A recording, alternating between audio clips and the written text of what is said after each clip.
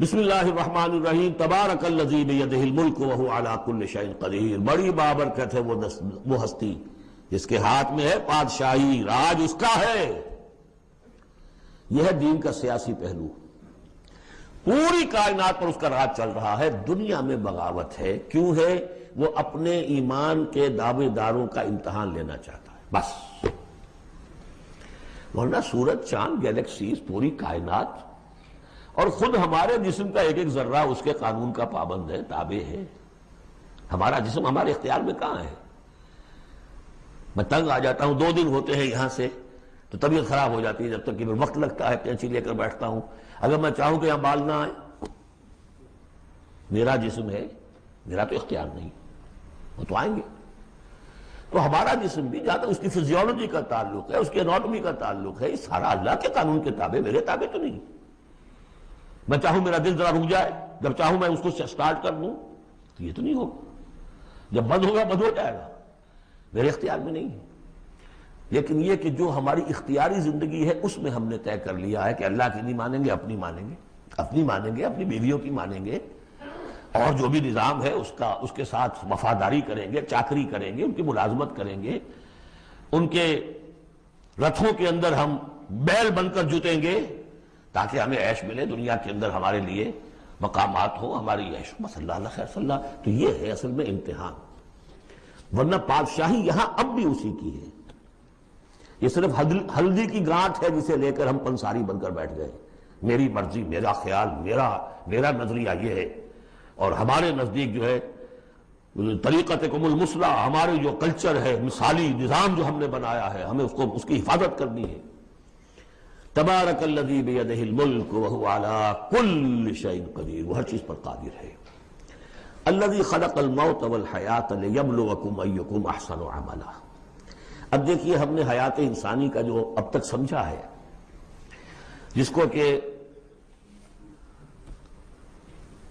عمر نے، جو کہ بہت بڑا شاعر ہے، اس نے اپنی بیوی سے خطاب کر کے کہا ہے حیات ثم موت ثم بعث حدیث و خرافات یوم عمری۔ یہ کیا ہے؟ زندگی پھر موت پھر زندگی، یہ کیا؟ یہ سب حدیث و خرافات، معاذ اللہ۔ ہم نے بھی دیکھا پہلے کنتم امواتا فاحیاکم ثم یمیتکم ثم یحییکم ثم الیہ ترجعون۔ یہ وقفے کیوں ڈالے گئے؟ یہ موت کا وقفہ کیوں ڈال کر زندگی کا ایک حصہ نکال دیا علیحدہ؟ 30 40 50 60 سال یہ دنیا کی زندگی، پھر موت کا وقفہ۔ موت ایک زندگی کا وقفہ ہے، یعنی آگے بڑھیں گے دم لے کر۔ کیوں؟ اس کی حکمت بتائی جو ہم پڑھائیں سورہ واقعہ میں۔ قدرنا بینکم الموت، تمہاری ہی زندگی کا تسلسل ہے جس میں ہم نے ایک وقفہ موت کا ڈال دیا ہے۔ کیوں ڈالا ہے؟ خلق الموت والحیات لیبلوکم ایکم احسن عملا۔ یہ جو چنک علیحدہ کیا ہے، یہ اس لیے کہ تمہاری آزمائش ہو، امتحان ہو، تمہیں جانچا جائے۔ وہ 3 گھنٹے کا امتحان ہوتا تھا جو دیتے تھے تم کبھی اسکولوں میں، اب یہ 30 برس کا سمجھ۔ اور واقعی 30 برس ہی ہوتے ہیں آدمی کے پاس۔ پہلی زندگی کے 20 25 برس ویسے گزر گئے، شعوری ابھی نہیں ہے، اور پھر ایک خاص عمر کے بعد جو ہے آزاد ڈھیلے پڑ گئے، اور پھر یہ کہ لِکَیْ لَا یَعْلَمَ مِن بَعْدِ عِلْمٍ شَیْئًا۔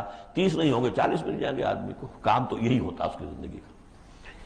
لیکن اس لیے ہے لِیَبْلُوَکُمْ أَیُّکُمْ أَحْسَنُ عَمَلًا، تاکہ تمہیں جانچے پرکھے دیکھے تم میں سے کون ہے اچھے عمل کرنے والا۔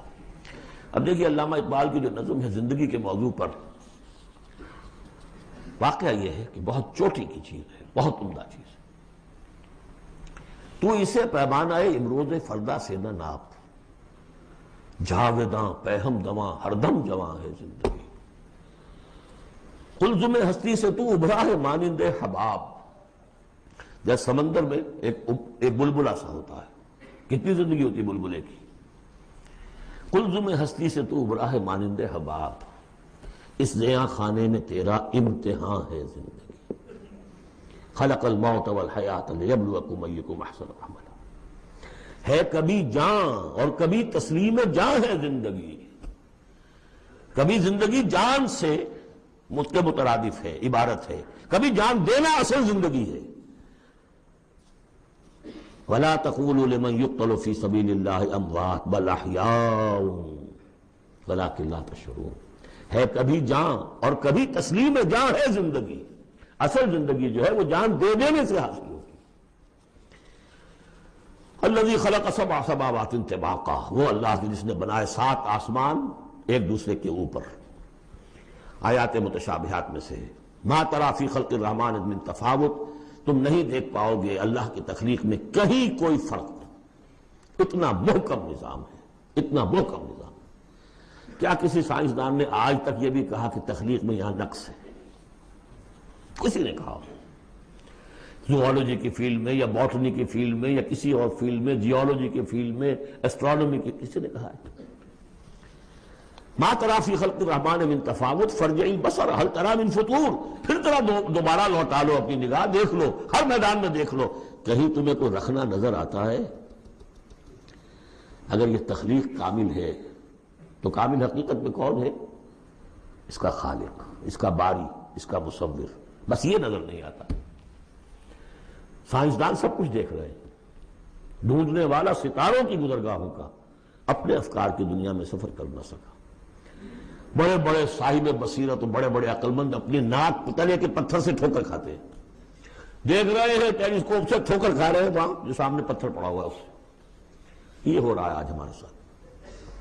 فرج سپر جیل کا بسرا کر رہتے ہیں، پھر لوٹاؤ ذرا اپنی نگاہ کو 2 مرتبہ اور، ینقلب الیک البصر خاسئا وہو حسیر، تمہاری نگاہ تھک ہار کر لوٹ آئے گی، تمہیں ہماری تخلیق میں کہیں کوئی رکھنا، کوئی دراڑ نظر نہیں آئے گی۔